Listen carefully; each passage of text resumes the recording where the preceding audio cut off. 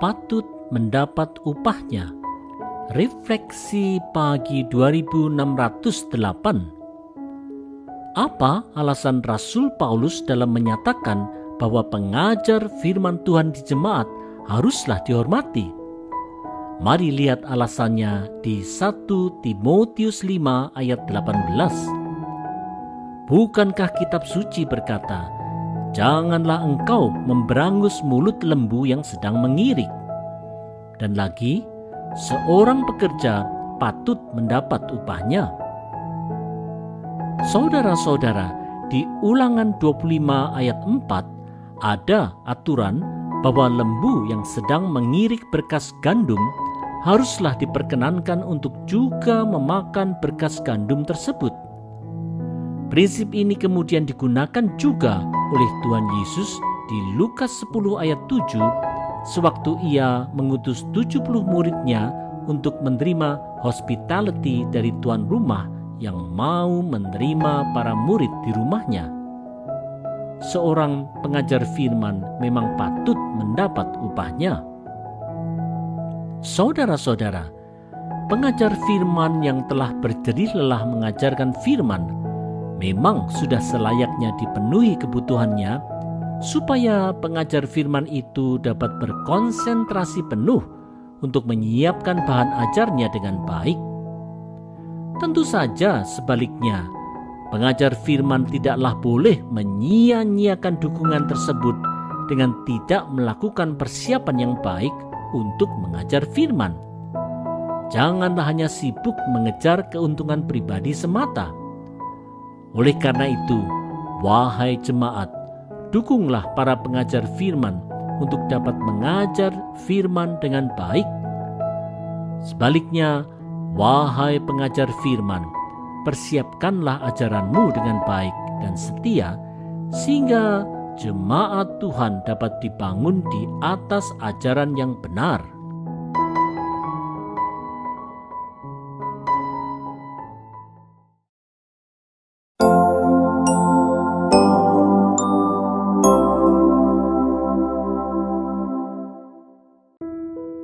Bukan berdasar opini saja. Refleksi pagi 2609. Apa nasihat Rasul Paulus untuk Timotius dalam menangani tuduhan terhadap seorang penatua? Dengar nasihatnya di 1 Timotius 5 ayat 19. Janganlah engkau menerima tuduhan atas seorang penatua kecuali kalau didukung 2 atau 3 orang saksi.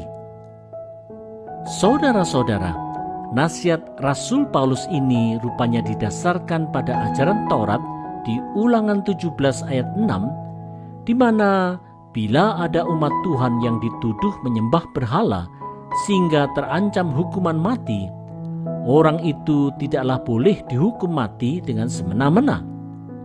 Untuk itu, sebelumnya haruslah ada keterangan 2 atau 3 orang saksi terlebih dahulu. Setiap tuduhan pada pemimpin jemaat itu haruslah benar-benar didasarkan pada bukti dan bukan opini semata. Saudara-saudara, di dalam jemaat bisa saja terjadi bahwa seorang pemimpin jemaat dituduh melakukan hal yang tidak benar. Dalam menghadapi tuduhan tersebut, keputusan tidaklah boleh didasarkan pada opini dari seorang pribadi saja, melainkan haruslah ada kesaksian dari 2 atau 3 orang saksi. Tujuannya adalah supaya keputusan yang diambil nantinya haruslah bersifat objektif dan benar, dan bukan hanya keputusan yang subjektif dan bias. Prinsip kehati-hatian dalam menghadapi tuduhan terhadap pemimpin jemaat haruslah diperhatikan baik-baik untuk kehidupan jemaat Tuhan yang sehat, baik untuk jemaat masa dulu maupun untuk jemaat masa kini. Marilah kita camkan baik-baik hal ini.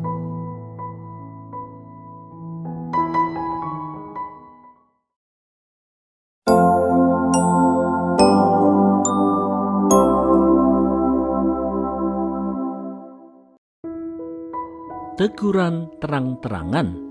Refleksi pagi 2610.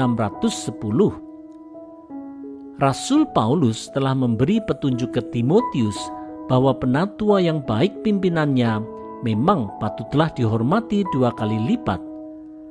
Apa yang harus dilakukan bila ada penatua yang berbuat dosa dan menjadi batu sandungan bagi jemaat? Mari simak 1 Timotius 5 ayat 20. Mereka yang berbuat dosa hendaklah kau tegur di depan semua orang, agar yang lain itu pun takut.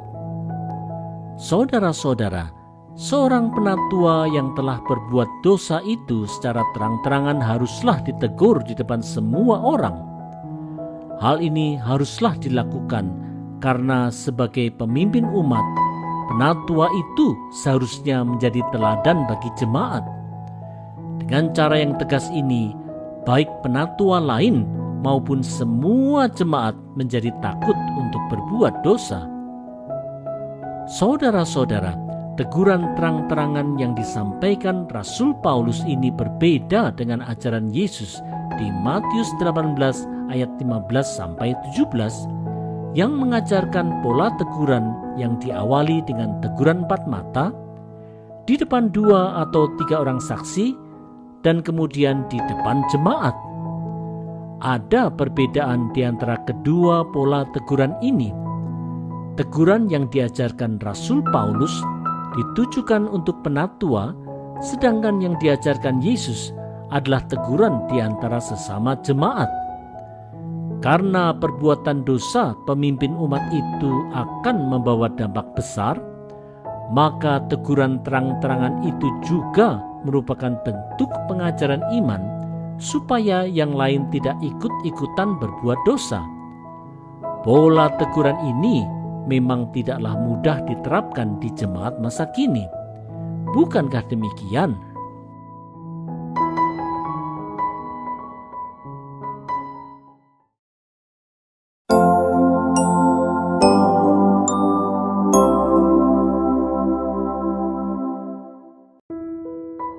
Tanpa prasangka, tanpa memihak. Refleksi pagi 2611. Dengan sungguh-sungguh, Rasul Paulus menasihati Timotius untuk memperhatikan segala nasihat dan petunjuknya dalam pengelolaan jemaat Efesus di dalam sikap yang benar. Mari perhatikan 1 Timotius 5 ayat 21. Di hadapan Allah dan Kristus Yesus dan malaikat-malaikat pilihannya, kupesankan dengan sungguh kepadamu, camkanlah petunjuk ini tanpa prasangka dan bertindaklah dalam segala sesuatu tanpa memihak. Saudara-saudara, berbagai petunjuk yang telah diberikan Rasul Paulus sebelumnya tentang pengajar sesat, para janda, penilik jemaat, diaken dan penatua haruslah sungguh-sungguh dicamkan oleh Timotius tanpa prasangka dan tanpa memihak. Saudara-saudara, sebagai seorang pemimpin muda, Timotius memang harus belajar banyak dari Rasul Paulus dalam hal pengelolaan jemaat. Karena itu, berbagai nasihat Rasul Paulus itu haruslah didengar baik-baik untuk diterapkan di dalam jemaat. Hanya saja, Timotius harus benar-benar memiliki hati yang tulus tanpa prasangka dan tanpa memihak. Bila ada sikap prasangka dan pilih kasih, Timotius tidaklah dapat menjadi pemimpin umat yang baik, karena jemaat Tuhan justru akan porak-poranda serta terpecah. Kehadiran pemimpin umat akhirnya bukannya membangun jemaat, tetapi malah memecah belah jemaat. Karena itu, setiap pemimpin umat haruslah belajar bersikap benar dalam mengelola kehidupan jemaat.